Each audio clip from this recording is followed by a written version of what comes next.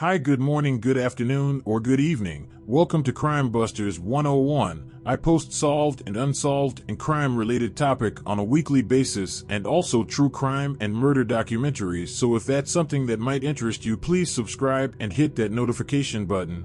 Every case is unique and will have you on the edge of your seat, so enjoy the videos and remember viewer discretion is advised on all my videos, and if you are commenting, please be kind. Thank you, stay safe. This is the unsolved case of JonBenét Ramsey. In the early morning hours of December 26, 1996, John and Patsy Ramsey awoke to find their 6-year-old daughter JonBenét Ramsey missing from her bed at their home in Boulder, Colorado. Patsy and John had woken up early to prepare for a trip when Patsy discovered a ransom note on the stairs demanding $118,000 for their daughter's safe return. Despite the note's warning not to involve police, Patsy immediately called them, as well as friends and family, in order to aid in the search for JonBenét Ramsey. Police arrived at 5:55 a.m. and found no signs of forced entry, but did not search the basement, where her body would eventually be found. Before JonBenét's body was even found, there were many investigative mistakes made. Only JonBenét's room was cornered off, so friends and family roamed the rest of the house, picking up things and potentially destroying evidence. The Boulder Police Department also shared evidence they found with the Ramseys and delayed conducting their informal interviews with the parents. At 1 p.m., the detectives instructed Mr. Ramsey and a family friend to go around the house to see if anything was amiss. The first place they looked was the basement, where they found JonBenét's body. John Ramsey immediately picked up his daughter's body and brought her upstairs, which unfortunately destroyed potential evidence by disturbing the crime scene. During the autopsy, it was discovered that JonBenét Ramsey had died from asphyxiation due to strangulation, in addition to a skull fracture. Her mouth had been covered in duct tape and her wrists and neck were wrapped with a white cord. Her torso had been covered in a white blanket. There was no conclusive evidence of rape, as no semen was found on the body and her vagina appeared to have been wiped clean, although a sexual assault had occurred. The makeshift garret was made using a length of cord and part of a paintbrush from the basement. The coroner also found what was believed to be pineapple in JonBenét's stomach. Her parents do not remember giving her any the night before she died, but there was a bowl of pineapple in the kitchen which had her 9-year-old brother Burke's fingerprints on it. However, this meant little since time cannot be attributed to fingerprints. The Ramseys maintained Burke was in his room all night asleep, and there was never any physical evidence to reflect otherwise. There are two popular theories in the Ramsey case: the family theory and the intruder theory.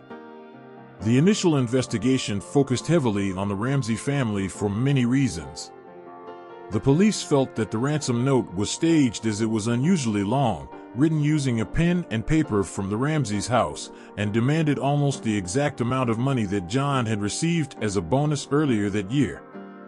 Additionally, the Ramseys were reluctant to cooperate with police, though they later said this was because they feared the police would not conduct a full investigation and target at them as easy suspects. However, all three members of the immediate family were questioned by investigators and submitting handwriting samples to compare to the ransom letter. Both John and Burke were cleared of any suspicion of writing the note. Although much was made that Patsy could not be conclusively cleared by her handwriting sample, this analysis was not further supported by any other evidence. Despite a larger pool of suspects, the media immediately focused on JonBenét's parents, and they spent years under the harsh limelight of the public eye. In 1999, a Colorado grand jury voted to indict the Ramseys on child endangerment and obstruction of a murder investigation. However, the prosecutor felt that the evidence did not meet the beyond a reasonable doubt standard and declined to prosecute. JonBenét's parents were never officially named as suspects in the murder. Alternatively, the intruder theory had lots of physical evidence to support it. There was a boot print found next to JonBenét's body which did not belong to anyone in the family.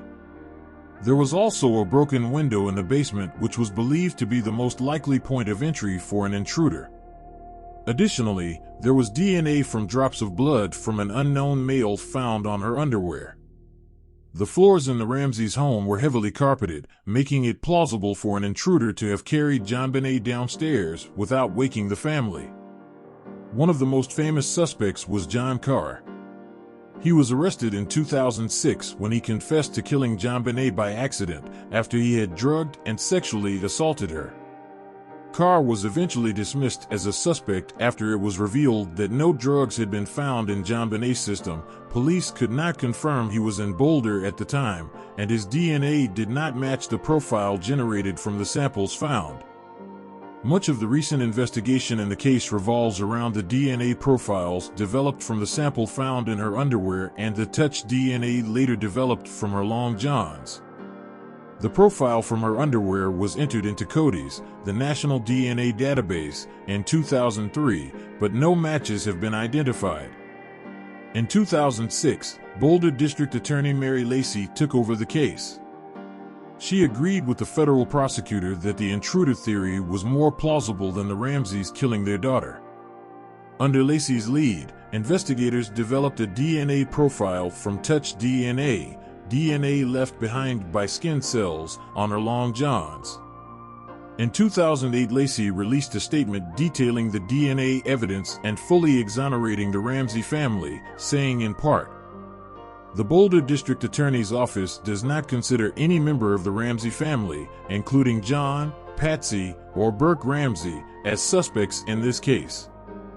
We make this announcement now because we have recently obtained this new scientific evidence that adds significantly to the exculpatory value of the previous scientific evidence. We do so with full appreciation for the other evidence in this case." Local, national, and even international publicity has focused on the murder of JonBenét Ramsey. Many members of the public came to believe that one or more of the Ramseys, including her mother or her father or even her brother, were responsible for this brutal homicide. Those suspicions were not based on evidence that had been tested in court, rather, they were based on evidence reported by the media. In 2010, the case was officially reopened with renewed focus on the DNA samples. Further testing has been conducted on the samples, and experts now believe that the sample is actually from two individuals rather than one. In 2016, it was announced that the DNA would be sent to the Colorado Bureau of Investigation to be tested using more modern methods, and authorities hope to develop an even stronger DNA profile of the killer. In 2016, CBS aired the case of JonBenét Ramsey, which implied her then 9-year-old brother Burke was the killer, despite the fact he was cleared by the DNA evidence that proved the existence of an intruder. Burke filed a $750 million lawsuit against CBS for defamation. The case was settled in 2019, and while the terms of the settlement were not disclosed, his lawyer stated the case was amicably resolved to the satisfaction of all parties. The JonBenét Ramsey case is still open and remains unsolved. Thank you for watching Crime Busters 101. I post solved and unsolved and crime-related topic on a weekly basis, so if that's something that you are interested in, please subscribe and hit that notification button.